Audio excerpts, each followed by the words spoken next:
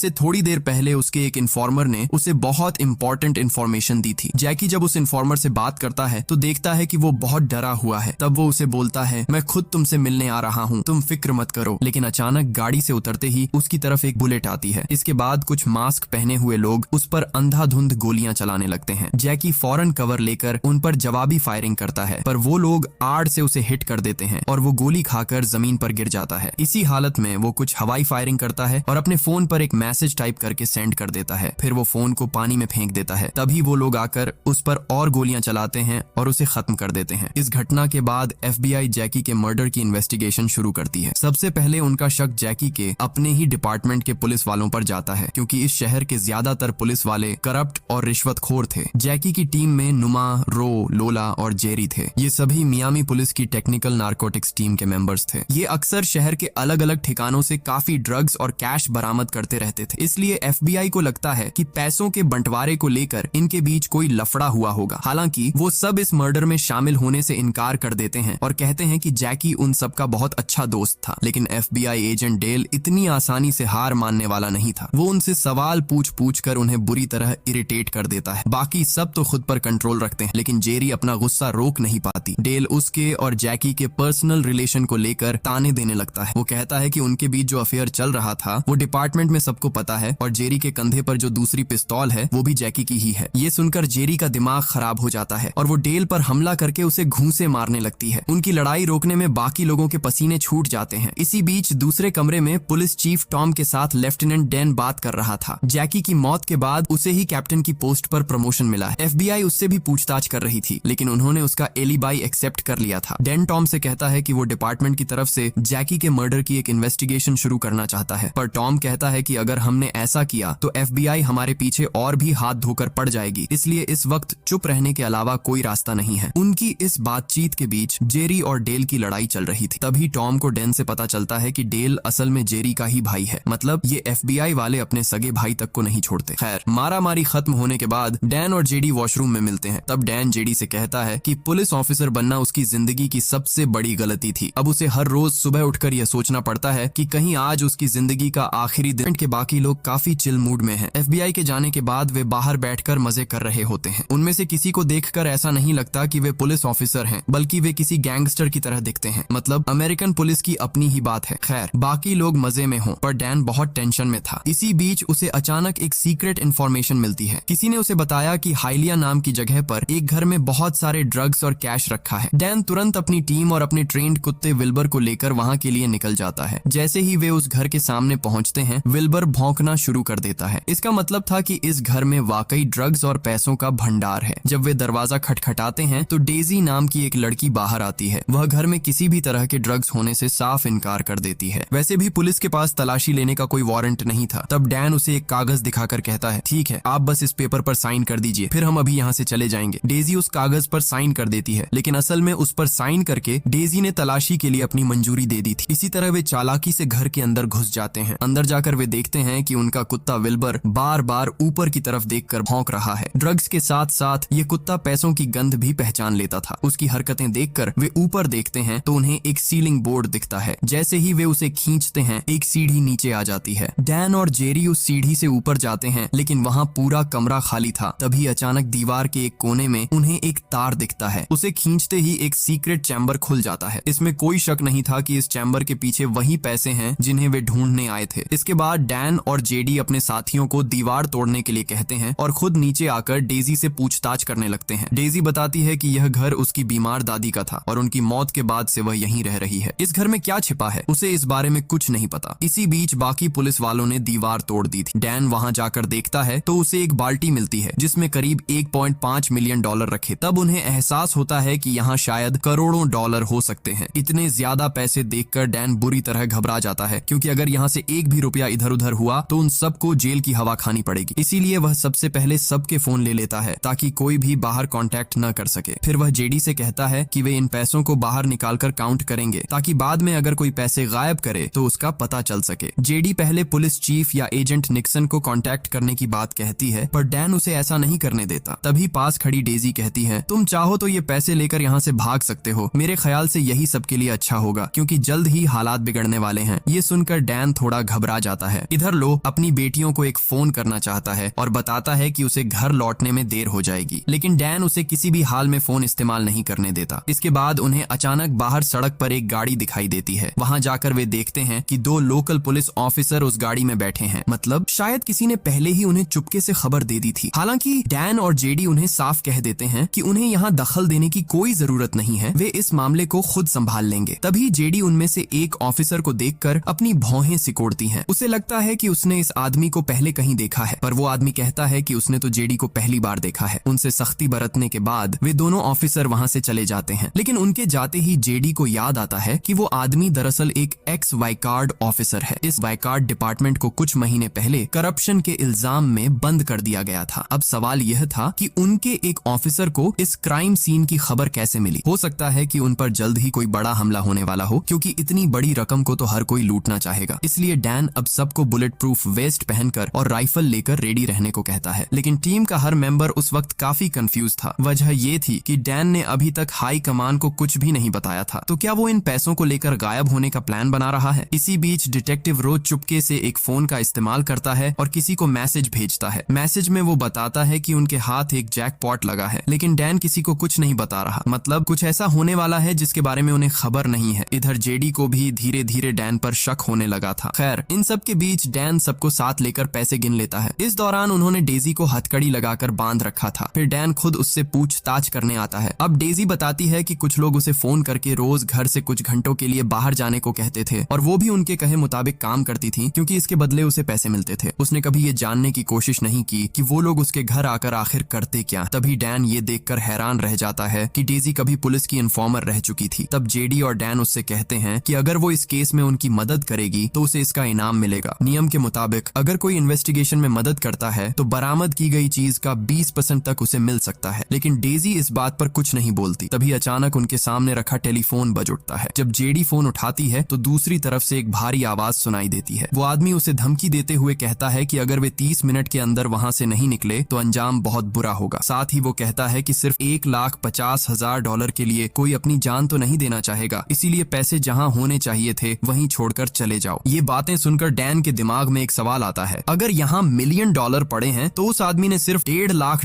की बात क्यों की? इतना ही नहीं, ये सुनकर जेडी भी दंग रह जाती है, क्योंकि डैन ने उसे बताया था कि उसे $3 लाख की इंफॉर्मेशन मिली। मतलब डैन ने पहले ही झूठ बोलना शुरू कर दिया था। जब इस बारे में डैन से सवाल किया जाता है तो उसके पास कोई जवाब नहीं होता। तब जेडी जानना चाहती है कि उसे इंफॉर्मेशन किसने भेजी थी, पर डैन उसे वो मैसेज भी नहीं दिखाना चाहता। इससे जेडी का शक और बढ़ जाता है। वो डैन से तुरंत चीफ को कांटेक्ट करने के लिए कहती है, पर अगले ही पल वो खुद एक डीए एजेंट को फोन करती है जिसका नाम मैटी निक्स था। निक्स उनका बहुत करीबी दोस्त है और उसने इस डिपार्टमेंट के साथ कई बार काम किया है, इसलिए जेडी उसे फोन करके इस मामले में मदद मांगती है। तब निक्स उसे बोलता है कि वो इस बात को लेकर श्योर है कि डैन ये सारे पैसे खुद हजम कर जाएगा। हो सकता है जैकी की मौत के पीछे भी उसी का हाथ हो, क्योंकि जैकी को शायद इस घर का पता चल गया था, इसलिए उसे रास्ते से हटाकर ये पैसे और प्रमोशन दोनों डैन के हाथ लग गए। हालांकि जेडी इस बात पर यकीन नहीं करना चाहती कि डैन ने जैकी को मारा है, क्योंकि वे एक दूसरे के बहुत क्लोज फ्रेंड थे। खैर, निक्स उसे बताता है कि वो बस कुछ ही देर में वहां पहुंच जाएगा। इधर टीम के बाकी मेंबर्स तब तक लगभग सारे पैसे गिन चुके थे। कुल मिलाकर उन्होंने $20 मिलियन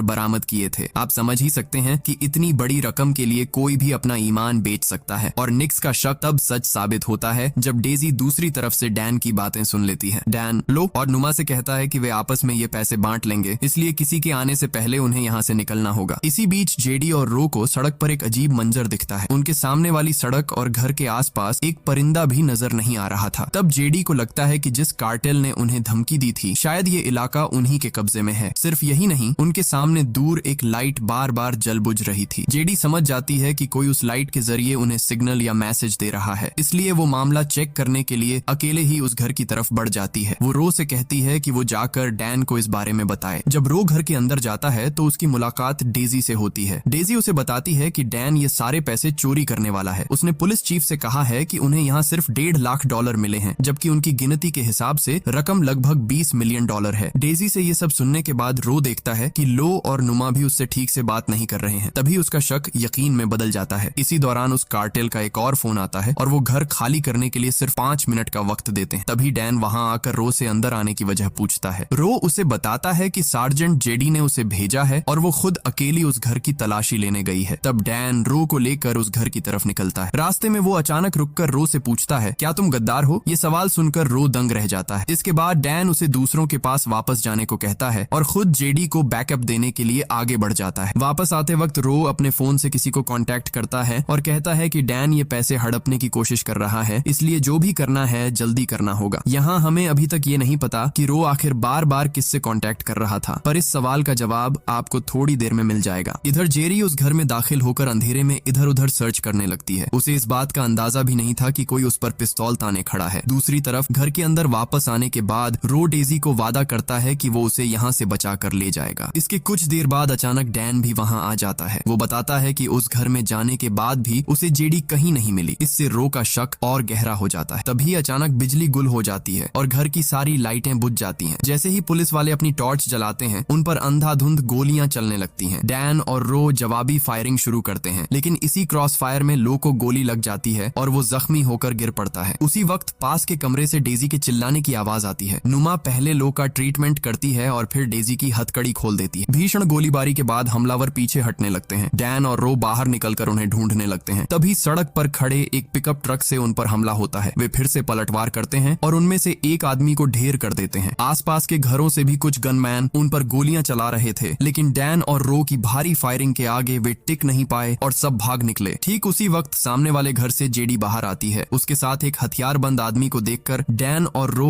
उस पर गोली चलाने ही वाले होते हैं, क्योंकि वो दिखने में किसी गैंगस्टर जैसा लग रहा था। तब जेडी उन्हें रुकने को कहती है। वो बताती है कि ये आदमी डार्क कार्टेल का मेंबर है, यानी वही लोग जिन्होंने इस घर में $20 मिलियन जमा किए थे। हालांकि वो दावा करते हैं कि उन्होंने पुलिस पर हमला नहीं किया। वो आदमी अपने बॉस को फोन करके डैन और जेडी से बात कराता है। बॉस उन्हें बताता है कि कार्टेल का कोई भी बंदा जैकी के मर्डर में शामिल नहीं था, यहाँ तक कि उन्होंने पुलिस पर हमला भी नहीं किया। उन्हें ये $20 मिलियन भी नहीं चाहिए। पुलिस चाहे तो बिना किसी रुकावट के इसे जब्त कर सकती है, क्योंकि पुलिस वालों को मारने से कार्टेल के बिजनेस पर मुसीबत आ जाएगी। उनके लिए ऐसे पैसे जब्त होना एक आम बात है, इसलिए वे ये रकम पुलिस को ही देना चाहते हैं, क्योंकि उनके लिए ये पैसा कुछ भी नहीं है। इसके बाद डैन और जेडी उस कार्टेल मेंबर को जाने देते हैं। फिर जब वे घर के अंदर लौटते हैं तो डैन और जेडी के बीच दोबारा बहस शुरू हो जाती है। अब जेडी को लगभग यकीन हो गया है कि डैन ये पैसे हड़प रहा है। वो कहती है कि ये पूरा प्लान पुलिस चीफ का है ताकि वे पैसे गायब कर सकें। उसे लगता है कि इस खेल में जैकी और डैन भी शामिल थे और शायद पैसों के बंटवारे को लेकर हुई अनबन की वजह से जैकी को रास्ते से हटा दिया गया। ये सुनकर डैन जेडी पर पर्सनल अटैक कर देता है। वो कहता है कि जब उसका अपना भाई उस पर शक कर रहा है तो वो दूसरों पर उंगली कैसे उठा सकती है। ये सुनते ही जेडी का पारा 7वें आसमान पर पहुंच जाता है। वो खुद पर काबू नहीं रख पाती और डैन पर टूट पड़ती है। उनके बीच जबरदस्त हाथापाई शुरू हो जाती है। इस लड़ाई के दौरान टेबल पर रखी मोमबत्तियां गिर जाती हैं और पूरे कमरे में आग लग जाती है, लेकिन वे समय रहते आग बुझा लेते हैं। बाकी लोग मिलकर उन्हें शांत कराते हैं। इसके बाद जेरी निक्स को फोन करके जल्द से जल्द वहां आने को कहती है। निक्स बताता है कि वो एक आर्म्ड गाड़ी लेकर वहां आ रहा है। इधर इस छीना झपटी के बीच रो का दूसरा फोन कहीं खो गया है। वो पागलों की तरह उसे ढूंढता है पर फोन नहीं मिलता। आखिर में वो जेडी के पास जाकर फोन मांगता है, लेकिन उसका फोन भी शुरुआत में ही डैन ने ले लिया था। नतीजा ये होता है कि रो का उस शख्स से कांटेक्ट टूट जाता है जिसे वो शुरू से सारी इंफॉर्मेशन दे रहा था। दूसरी तरफ डीए एजेंट निक्स कुछ ही मिनटों में वहां पहुंच जाता है। ठीक इसी वक्त सब यह देखकर हैरान रह जाते हैं कि घर में अचानक आग कैसे लग गई। तब वे सब मिलकर जल्दी जल्दी पैसों के बैग बाहर निकालते हैं और उन्हें आर्म्ड गाड़ी में लॉड कर लेते हैं। डैन नुमा को डेजी के पास छोड़कर खुद जेडी और रो के साथ निक्स की गाड़ी में बैठ जाता है। कुछ दूर जाने के बाद डैन जानना चाहता है कि ये पैसे आखिर कहां ले जाए जा रहे हैं। तब निक्स बताता है कि वे इन पैसों को डीए के एक सेफ हाउस में रखने जा रहे हैं। डैन पुलिस चीफ को कांटेक्ट करने की बात करता है, पर रो कहता है कि चीफ को तो इन पैसों के बारे में पहले से पता है। डैन कहता है चीफ को पता है वो ठीक है, लेकिन क्या उन्हें ये पता है कि अमाउंट कितना है। जवाब में रो कहता है पैसे तो 20 मिलियन के आसपास हैं, लेकिन तुमने सबको $1.5 लाख क्यों बताया। उसकी ये बात सुनकर डैन हंसता है और उससे दोबारा पूछता है क्या तुम वाकई धोखेबाज हो। ये सुनकर रो चिढ़ जाता है और डैन का पूरा प्लान रिवील कर देता है। और भाई उसकी ये कहानी सुनकर तुम्हारा सिर घूम जाएगा। असल में कहानी ये है कि जैकी, जिसे हमने मूवी की शुरुआत में देखा था, उसे ही सबसे पहले इन पैसों का पता चला था। वो डिपार्टमेंट के करप्ट अफसरों को पकड़ने के लिए इन पैसों को चारे की तरह इस्तेमाल करना चाहता था। अगर कोई इन्हें चुराने की कोशिश करता तो वो उन्हें रंगे हाथों पकड़ लेता, लेकिन उन लोगों को पहले ही पता चल गया था कि जैकी उनके रास्ते का कांटा बनेगा, इसलिए उन्होंने उसे खत्म कर दिया। मरने से ठीक पहले जैकी ने डैन को फोन पर मैसेज भेजकर इन पैसों के बारे में बता दिया था। जैकी की मौत के बाद डैन समझ गया था कि डिपार्टमेंट का ही कोई बंदा इसमें शामिल है, इसलिए उसने ये सारा ड्रामा रचा। डैन ने यहाँ आने से पहले हर किसी को अलग अलग अमाउंट बताया था, किसी को 2 लाख, किसी को 75,000 और रो को $1.5 लाख। उसने ये सब इस तरह से सेट किया ताकि सबको लगे कि वो खुद पैसे हड़पना चाहता है। उसे पता था कि जैकी के कातिल उसे भी धमकी देंगे। आपको याद होगा कि फोन पर 2 बार धमकी मिली थी और धमकी देने वाले ने $1.5 लाख की ही बात की थी। अब सवाल ये था कि उसे कैसे पता चला कि वहाँ कितने पैसे हैं। इससे साबित हो गया कि या तो रो ने खुद फोन किया था या उसके किसी साथी को डैन के बताए हुए फेक अमाउंट का पता था। जैकी के कातिलों को पकड़ने का डैन का यही मास्टर प्लान था। उसने शुरुआत में किसी को कुछ नहीं बताया, पर बाद में जेडी को भरोसे में ले लिया।